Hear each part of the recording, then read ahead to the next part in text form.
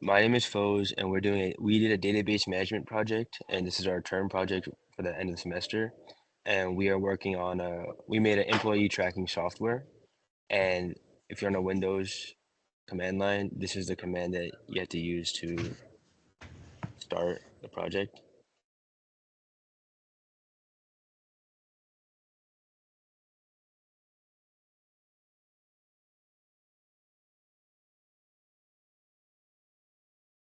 All right, so now that project is started, you can go to your browser, put localhost,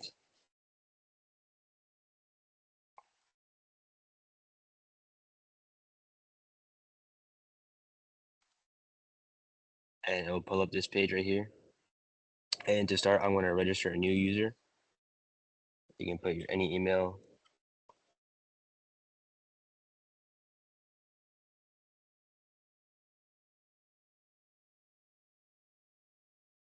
Put in the name. I'm just gonna name him J Smith. I'll have the password be 1234. 1234. Yeah, register him.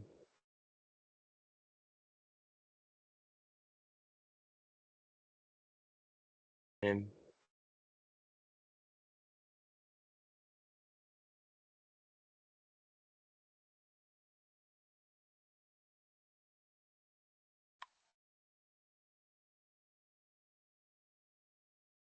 Again. And you'll see right here is that you have the home page. It'll show you your name, what role you are, your email, and what department you work for. There's a clock in feature right here as well. If you go to the projects, it'll show that we are not assigned to any project yet. I want to mention that we are every new user is registered as a new hire, so we do not have any projects yet.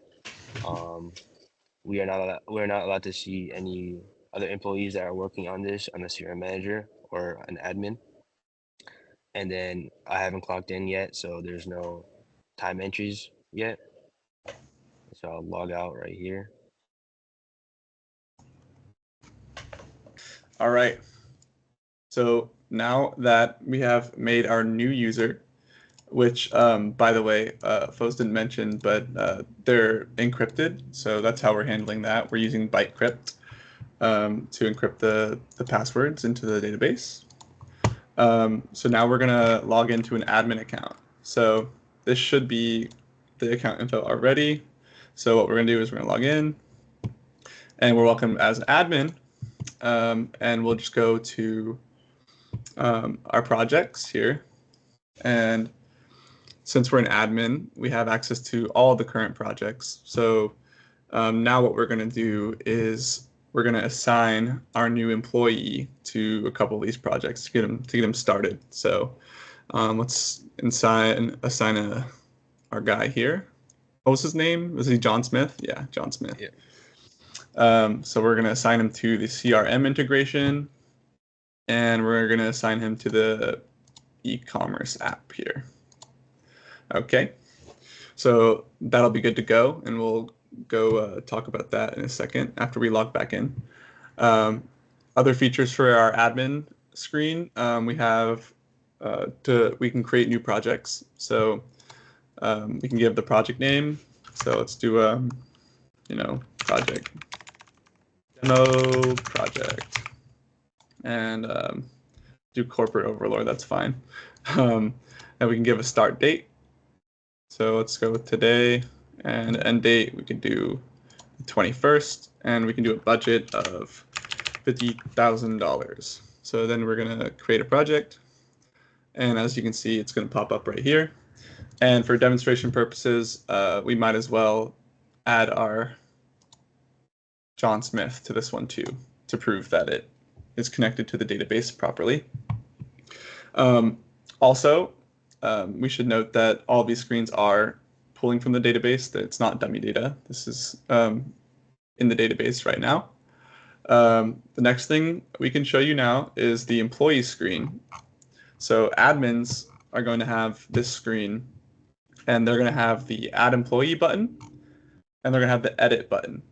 admins can edit the actual account information of our employees, whereas managers cannot, and we'll show you that later. So for example, edit, we can look at our guy Frank here, and we can edit him. Obviously, we can't change his ID, but we can change his role. So we can change him to, let's say, a director, and we'll change him to the marketing department. And we also mess with his email. So let's do 1, 2, 3, and save it. And then, as you can see, it's updated here, director of marketing.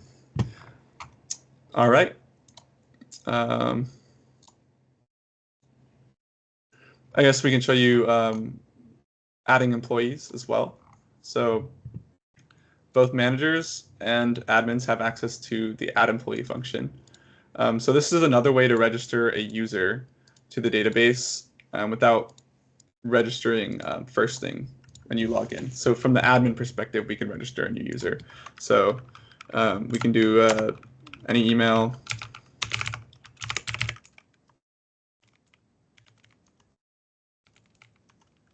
And some data here. And then it's just password.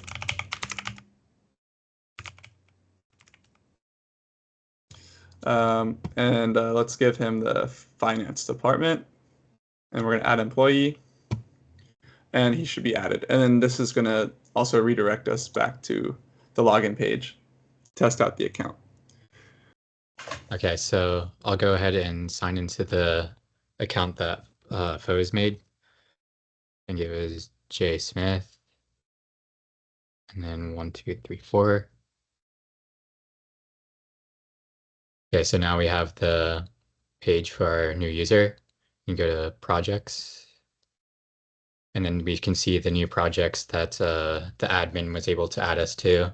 So we're in the demo project. Go check out the details there. But you can tell that we don't have all the projects that were listed in the admin panel because these are the ones that we're a part of. So now I can go and show the clock in feature. So I can go ahead and clock in, select the project, and then we can go to our time entries. And you can see that we are able to start a new time entry, and it has the start time but no end time because we haven't clocked out yet. So we can go back. We can go ahead and clock out.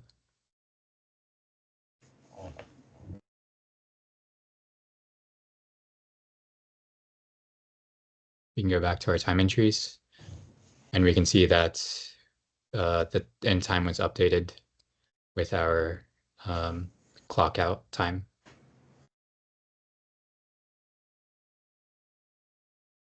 I think that's it.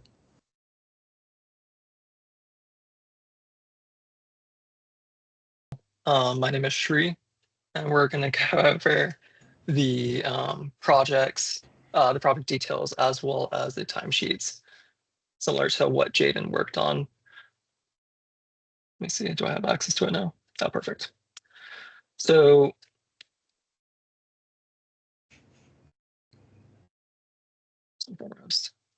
let's go and take a look at one of these projects. So whenever we see these projects, you should be able to, I guess, figure out who the client is, the dates that it's associated with the dash present. That means it's being actively worked on, and then the budget itself was 1,500. And Cole himself actually added something about over and under budget, which basically accumulates all of our active, I guess, hours inputted along with what's the standard rate of pay from HR. And for example, 6.44 hours of work or 4.82 hours of work is going to be calculated into 72 hours of pay for this employee, Henry Zhang. And all of these accumulations gives us a total cost of 22,000, which is obviously around 7,000 more than our budget. And this new UI by Cole was a pretty nice addition. Furthermore, I guess it's also important to note is as a regular user, you're able to only see your time entries. Unlike John Smith, who was a regular user added over to the marketing department, we could actually take a look at a manager's account. So let's take a look at Dealey.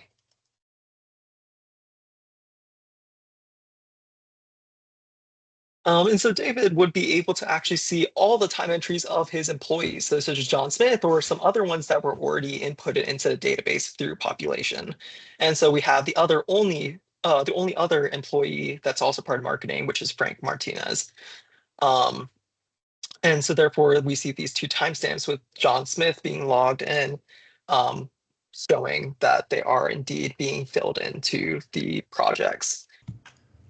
All right, this is Cole popping back in again to go over something that we forgot to mention during the course of our demo about the time entries. Time entries is the category that we decided to put over 1,000 entries in as our project requirement.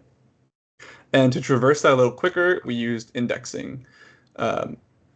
And we used, for example, an index to pull from entry date and start time as our keys, and also one for manager ID. So when we're searching for, let's say, the manager view of these time entries, this will be a lot quicker with this index. And this one up here will be a lot quicker for the admin view, where we see everything, because all of them are going to be having this these keys. And this one we're just filtering by manager ID, and it's not actually a requirement of the time entry itself. So that's the difference. And that's how we optimized our search for these time entries. So the ER diagram itself does showcase, I guess, like the entire ideas behind this sort of project. So I went ahead and showcased how there's a relationship between the roles, departments, and employees. Departments itself goes into roles, and it is a many to one, or I guess in this case, from the roles perspective, it's a one to many relationship with the arrow pointing to roles, because we're only selecting one thing from roles. And likewise, we're also doing the same thing from the employees to the departments. And the relationships between those two is that they have the attributes, or they have the has role or works in each of these tables themselves. Furthermore, we actually have some sort of equivalence of a one to many and again, one to many on both sides of this assigned to table, which is sort of dropped in here as a non-binary relationship. So this three-way relationship. And so usually we could technically map employees itself over to from a one to many, or sorry, a many to one over to the projects. However, but because we want to have a dependency, or like sort of like a dependent relation that we sort of thought about, where we go like, okay, how are we going to connect these projects to the employees? What about these employees that want to be mapped to a certain project? Therefore, we also have to create this sort of relationship such that it does, I guess, have that intermediary between those two. And likewise, for the entry logs, which we called it at the time, we had this sort of one-to-many as well on both sides, and this created the time entries. Do you mind scrolling down a little bit? Yep. This sort of created our time entries relationship. And then we can scroll down a little bit more to the second page. So here are all the, I guess, the ER diagrams over to tables. We tried being as specific as possible in our ER diagrams themselves. And so therefore, when we actually constructed our tables, it was a lot more easier to actually indicate what would be, I guess, the PK, but then also considering, okay, should this be not null? Should this be unique? And those are the only things that we actually have to consider whenever we're making our roles themselves or our tables themselves. So we have, I guess, the ideas that we learned from this course, as well as just playing around in MySQL. We have these concepts of like defaults. We also have like not nulls and uniques being distributed across here. And also, like, for example, in the roles, we also have the hourly rate, which is, I guess, the standard pay that we were talking about before in our project details. And we can continue scrolling down. We should be able to see some FKs here, for example, in the employees, which initiates that one-to-many relationship between roles and departments over to employees, taking that one specific index or that one specific attribute. And we are now implementing it here as a role and department foreign key. And likewise, we have a default value of 1 in case things just don't work out. But 1 itself is just going to be sort of like a placeholder area for these employees not to be mixed up. And that's actually going to be our not assigned departments for context and a non-assigned role. If we continue scrolling down, the project assignments is pretty self-explanatory, and so is the projects themselves. Yeah, we can continue. And then the time entries, we also, I guess something to initiate or state was that we have like this auto increment feature for our entry IDs, which makes it a lot more easier, especially from the databasing side, for it to do that on its own rather than us having to indicate what our entry ID is and causing some sort of failure, especially on the back end, if we're inputting it manually through our code base.